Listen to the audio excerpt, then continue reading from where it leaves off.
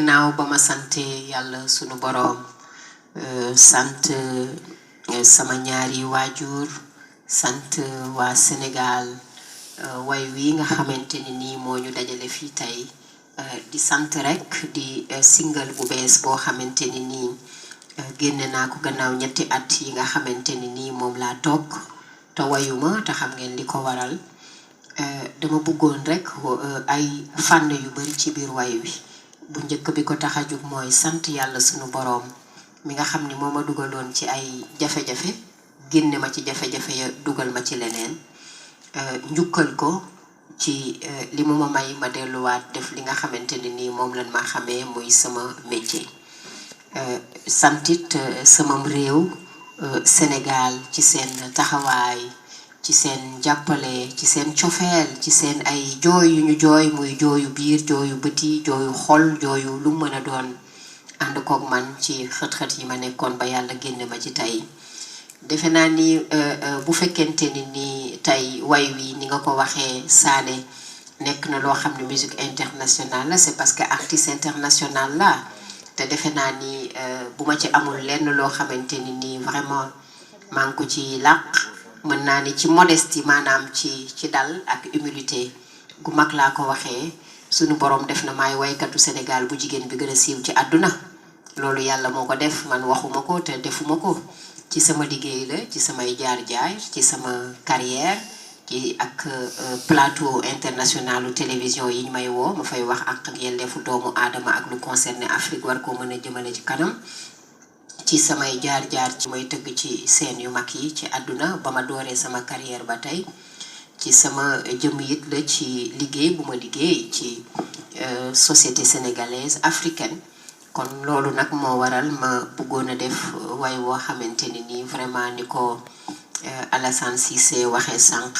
fépp fu doomu aadama nekk rek muy Sénégal muy fu mu mën a doon da koy mën a fecc mën ko déglu mën ko bége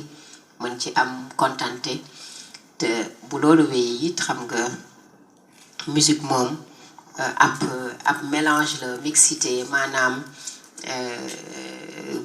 jël ay culture yu bari jaxase ko lu ne nga dugal ko ci loolu mooy may doole musique moo waral ma jël sama kàllaama gi nga xam ne mooy sama langum réew ndax boo dee xool artistes yu mag yi nekk Afrique da ngay gis koy làkk-làkkam di ca def musique moderne bis bu ne ñu gis ko ci ay Salif Keita ay Mori Kanté yëkke way la woo xamante ni li mu jaay ci disque defe naa ci industrie culturelle defe naa ni way yi mën naa ni gëj na koo jaay te pourtant làkku ci tubaab waxu ci dara kàllaama dëkkam la jël rek ñu teg ci musique moderne pata noonu kàllaama dëkk ba ñu teg ci musique moderne sama way yu bari yi nga xamante ni it ñooy am yenn succès yi noonu te loolu mooy musique fexe def melting pot ni ko tubaab di waxee ba ku nekk gis ci boppam te loolu laa bëggoon ndax sama ñëw di sant rek bi dama bëggoon sant àdduna sant ñëpp te bëgguma ci am limite dama bëgg kenn ku ci nekk rek ak foo mën a nekk ci àdduna nga gis ci sa bopp loolu moo waral lii li ma wax léegi mooy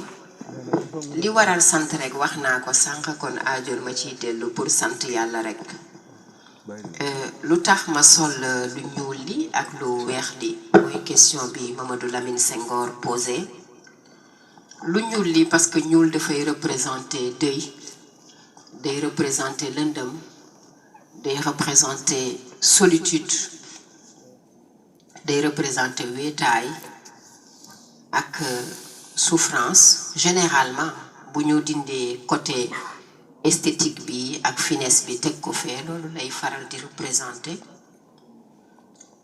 ma génn ci ñuul bi ndax lu ñuul laa sol génn ci lëndëm gi ñëw ci leer gi moo waral lu weex li nga xam ne moo tëjee vidéo bi ci partie bu mujj bi pour ni gannaaw ba ma nekkee ca lëndëm ga nekk ci moment yu wéetaay yi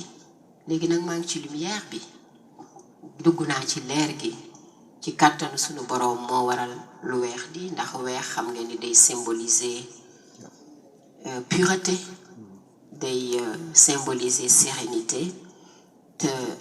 fi mu ne nii gannaaw man damay wax ne dama deewoon ba dekki loolu laay ressentir la pureté la sérénité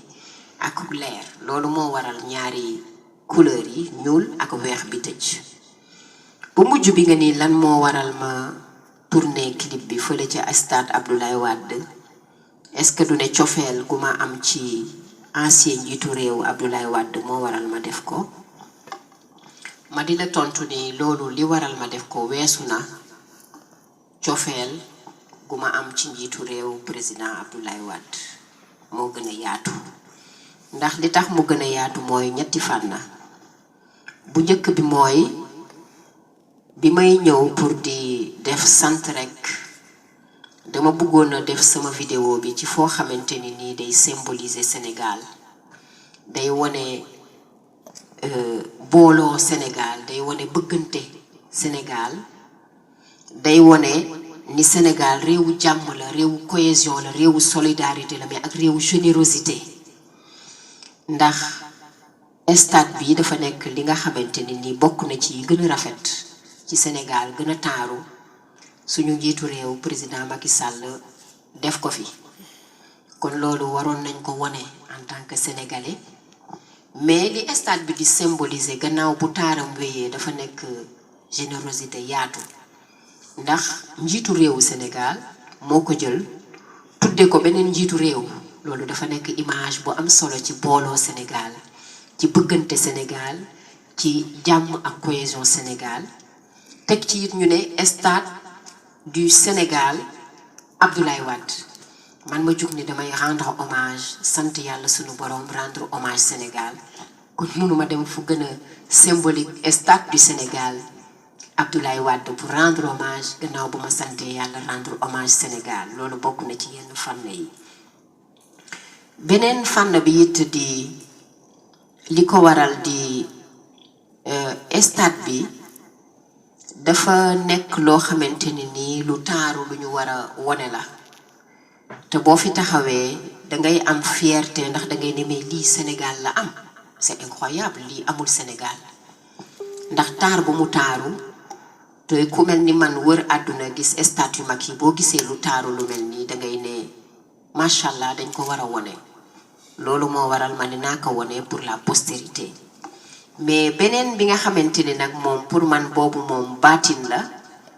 te mooy bi nga xamante ni nii wax dëgg yàlla defe naa ni mooy bi suñu borom waxee ak man ndax ñun yàlla dafay wax ak ñun te duñu xam ne mi ngi wax ak ñun toujours dafay yónnee ay message te duñu xam ne mi ngi ñu koy yónnee ndeysaan ndax noonu la nu mel mooy bi ñuy inauguré stade bi fekkuma fi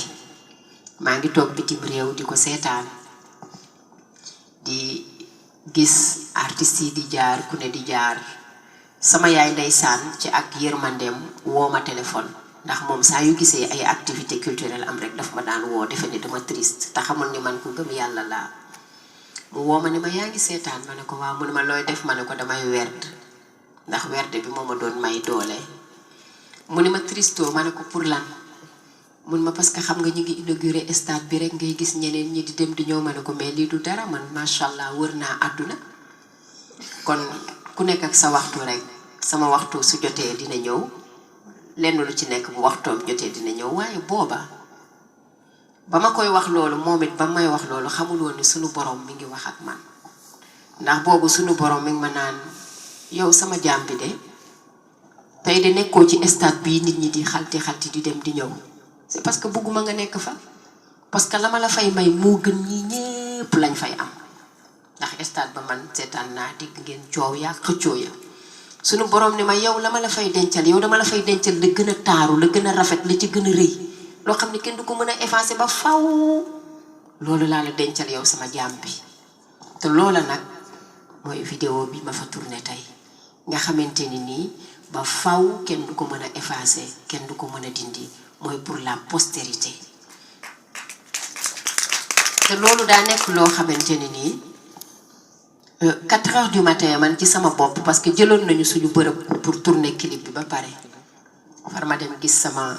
partenaire yi waa Sojib xool nu ma leen di jàppalee ñu waxtaan et tout am lu mel ni dama am lu ma déey ci sama bopp ni ma mais clip bi tourné ko stade Abdoulaye Wade kon mën naa ne message boobu suñu borom moo ma ko yabal ca wax jam ma waxoon ni ma dencal naa la fa loo xam ne yow rek yaa koy am te keneen du ko am ce qui fait que saa yu may dox jéego bu ma jëg dëgg rek ci stade ba dama naan yàlla rek moo mën kon loolu rek jar na sant suñu boroom te xam ne yàlla moom boo ko bàyyee sa bopp rek lépp moo koy defar kon defe naa ni li ëmb sama tournage bi ci stade bi loolu lépp la gannaaw ba ma rendre hommage son excellence le président Macky Sall ci liggéey bu rafet bi rendre hommage Sénégal rendre hommage la solidarité sénégalaise ndax Sénégal loolu la xam defe naa ni sunu borom moom moo ma yabal ci stade ba rek ni ma fa nga koy defee macha allah te bañ ko fa defee lépp dafa yomb taw na fa lamp yi tàkk na fa tey ñu ñëw di lancer di muy taw kon lépp baatin la rek kon nanu jàpp lépp sama dellu si 13 mai it da doon taw te boobu du woon période du taw kon man gëm naa ni sant rek moo ma war sant sunu borom ndax bés bu ne mu woon ma boppam jërëjëf. waaw pourquoi ce retour dans la ville maanaam lu tax ma dellu si ci ville bi mais c'est parce que damaa nekkoon ci àll ba rek soo nekkee ci àll ba da ngay bëgg a dellu si ci dëkk bi damaa dellu si ci town bi rek. Vous savez, Hamga, Monsieur Soumaré, artiste, 35 ans de métier j'ai fait quand même. Il faut le savoir. En fait, vous le savez.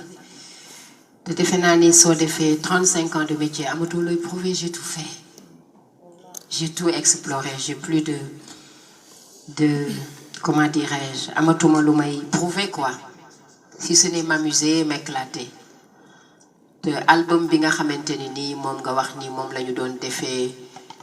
dans la forêt, d'y les animaux, d'y les vaches, d'y les arbres, d'y tout ça. Mais c'est parce que l'album du concept le terroir. Quand tu dis terroir, dañoo nekkoon ci biir terroir bi boo nekkee ci terroir bi nag mënoo nekk ci biir terroir ba di wane hôtel 4 étoiles dangay wane la am ca terroir ba nekk ci terroir ba parce qu'il faut li ngay def aussi nekk en cohésion ak li nga xamante ni nii moom ngay jaay moom ngay wax. C'est le milieu qui détermine l'individu. Absolument te milieu boobu dafa waroon a wane Afrique wane beauté Afrique wane culture Afrique rawatina Sénégal ndax boo dee xool la ma way ci foofu noonu yëpp pendant album terroir yëpp te jeexagul sax defe naa ne loolu tradition Sénégal la de dañ ko xamul te xale yu bari xam nañ ko grâce à man sant yàlla ndax tey jii bu ma toogee fenn di way ñëpp dañuy way siyo public bi Sénégal ñoo ma dàq way siyo su ma taxawee ci seen di way siyo damay joxe micro bi rek ñoom ñooy dëbbee ñooy aawu man damay way ñoom ñooy aawu xamuñu ko woon ignoré woon nañ ko xam nañ ko à part communauté bu tuuti bu alpulaar wala dara ñu ci bëri xam nañ ko ak yeneen morceau parce que artiste aussi dafay nekk moment boo xam ne il faut nga am diversité il faut nga mën a varier il faut nga mën a jaay sa culture traditionnelle te defe naa ni album terroir bu fekkente ne iTunes déclaré na ko parmi les 10 meilleurs albums au monde fukki album yi gën a dox ci àdduna gën a am succès ci àdduna c'est pas pour rien c'est parce que liggéey la liggéey bu am solo c'est parce que imagination c'est parce que force bi mu am ak yeneen donc te loolu moo waral ñu nekkoon ci biir la forêt di découvrir suñu culture léegi nag jóge naa ca forêt ba ben je suis de retour en ville dellu si naa ci dëkk bi léegi loolu moo waral aussi ma def lii nii nga xam moom lañ def pour être en phase ak message bi ñuy lancé maintenant question bi nga posé ne lu tax amul ay auto ay kii loolu choix la xam nga vidéo aussi choix la te choix bi nga xamante ne nii moo tax ma tourné ci biir stade Abdoulaye Wade chanson bi defe naa wax naa ko ba pare parce que une vidéo c'est une scénarisation da ngay def scénario xool sa scénario en fonction de li nga bëgg rek noo ko gisee donc scénario bi ñu def loolu la moo waral vraiment ñu tourné ko nii et je pense que c'est quelque chose de magnifique vraiment te pour loolu maa ngi ciy féliciter les Guelongal ils sont vraiment brillants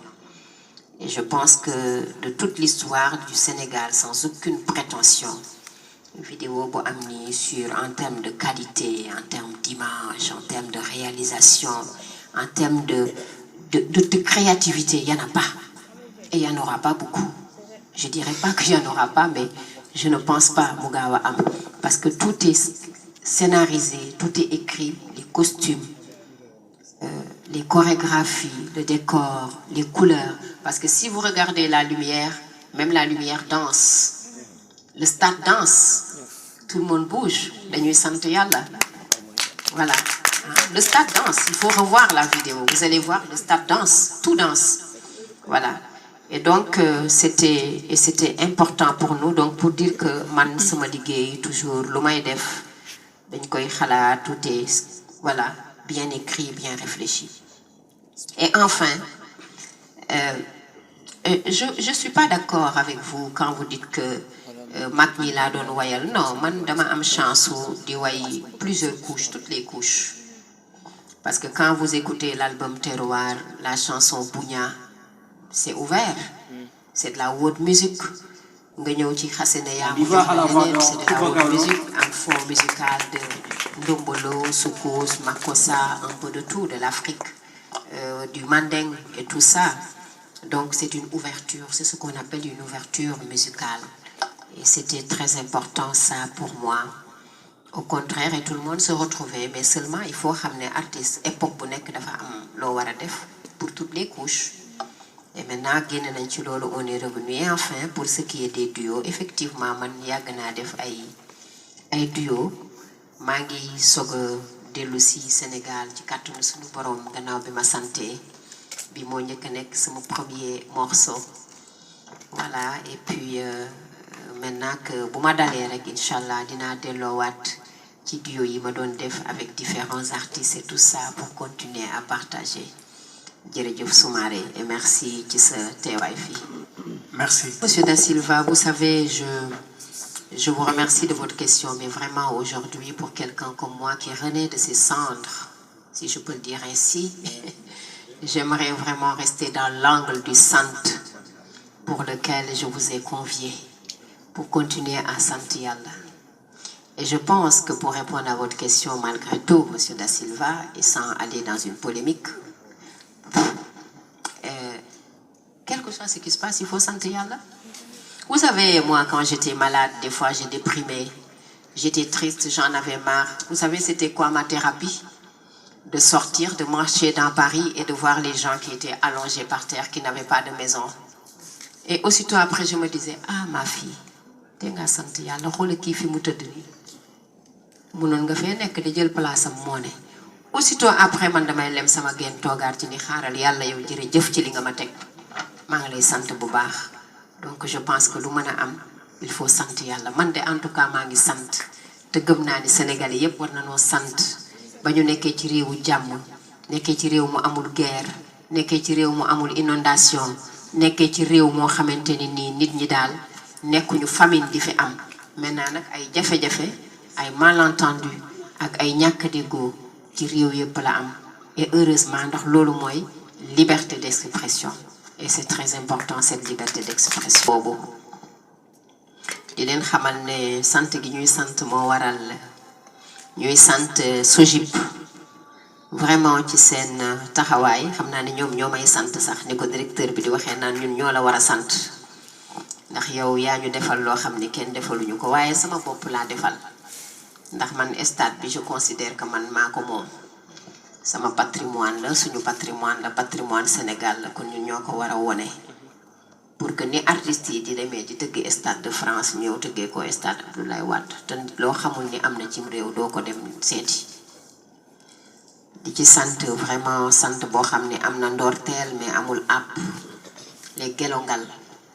Ndax Gelongal, cela fait 12 ans, 13 ans maintenant que nous sommes ensemble, nous sommes finalement devenus une famille.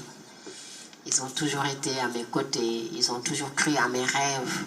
Et comme le dit Batch, l'un des frères Gelongal, Kumba, pourquoi lui, elle et nous, on s'entend, c'est parce que nous, on arrive à entrer dans sa tête. On connaît sa vision, on comprend sa vision, et il suffit qu'on se regarde, qu'elle nous regarde, pour qu'on sache ce qu'elle veut faire et où elle va aller. Effectivement, ils comprennent ma vision. Parce que quand je viens, je leur dis mes idées, ils vont jamais dire, mais elle nous dit des idées impossibles. Si c'est possible, on va le faire. Parce que pour moi, impossible n'existe pas. Parce qu'ils sont des artistes aussi fous que moi, dans leur tête, dans leur esprit, dans leur corps. C'est vraiment des fous. Et pour être un artiste, il faut être fou. Il faut vraiment être fou, il faut avoir de la folie en soi, dans sa tête. Et cette folie-là, vraiment, les amène à chaque fois à comprendre ce que je veux, là où je veux aller. Parfois même, j'en demande un peu trop, mais ils comprennent trop. Et vraiment, je voudrais leur faire un témoignage ici pour les remercier à Moussa, à Samba et au défunt Papis pour leur dire que je suis très très fière de les avoir comme frères, comme amis et comme réalisateurs pour ce beau travail qu'ils ont fait pendant des jours et des jours, voilà, à mes côtés. Remercier aussi mon staff sama staff pour leur travail. Parfois, c'est vrai que c'est difficile, j'ai mon staff, voilà, parfois stress ou angoisse parce que je leur en demande trop. Je leur mets trop la pression parce que pour moi, impossible n'existe pas. Et ils me suivent dans ces idées-là. Vraiment, merci et merci à toute l'équipe, les stylistes, les maquilleurs, les coiffeurs, les créateurs qui ont travaillé avec moi dans ça et mon staff qui n'a pas beaucoup dormi parce qu'ils ne dorment pas. Ils ne dorment pas, mais mon staff, surtout que c'est une grande majorité de femmes. Bravo à vous les femmes. Donc les remercier et remercier encore, rendre hommage au chef de l'État, le féliciter et saluer cette belle initiative parce que c'est ça le Sénégal qui gagne. Et féliciter la SOGIP et les encourager pour ces joyaux qu'ils ont à gérer. Voilà. Et remercier les fans parce que j'ai voulu à travers ce clip donner une place aux fans. C'est mes propres fans, c'est pas des gens comme ça choisis dans la rue. Hein. C'est mes fans qui sont dans mes fan clubs. Il y en a un qui est là, Nyang Koloban, que je vous demande d'applaudir. Ces fans qui m'aiment, qui me suivent partout. J'ai dit, écoutez, faites venir les fans, dites-leur que je vais leur dire de venir chanter à mes côtés. Voilà, ils étaient tous beaux, ils étaient venus avec leur tenue blanche, tellement beaux, à mes côtés. J'ai dit, mais seulement, et vraiment, Nyang, je te demande de transmettre mes remerciements à tout le fan club.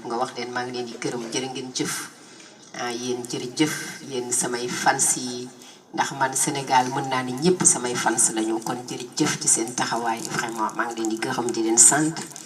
J'ai voulu aussi vraiment rendre hommage aux acteurs culturels, voilà, d'avoir été à mes côtés. Et je saisis cette opportunité pour dire que le clip va être accompagné de toute une tournée parce que je démarre la tournée de lancement. C'est d'ailleurs un prélude à cela. Inch'Allah, au niveau du Sénégal et au niveau panafricain, Inch'Allah. Vous aurez des dates et c'est d'ailleurs la raison pour laquelle cette vidéo est lancée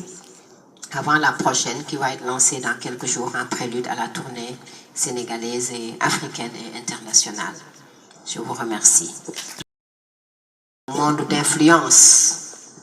Voilà, il faut influencer, mais influencer positivement, pas négativement. Voilà. Positivement, je veux dire par là, dire du bien, lancer de bons messages, véhiculer de bons messages. Et aujourd'hui, l'Internet a gagné du terrain. L'Internet occupe une place prépondérante dans notre société, dans nos vies, dans notre travail, dans tout ce que nous faisons. On ne peut enjamber les réseaux sociaux. Et c'est pour cette raison qu'à chaque fois, je salue leur dynamisme, parce que quand je vois ces jeunes que l'on appelle influenceurs ou tiktokers, pour dire de manière plus populaire, je salue leur dynamisme parce qu'ils ont réussi à partir d'une petite plateforme en faire un job. Il faut les encourager, les féliciter. Et je vous encourage et je vous félicite. Merci.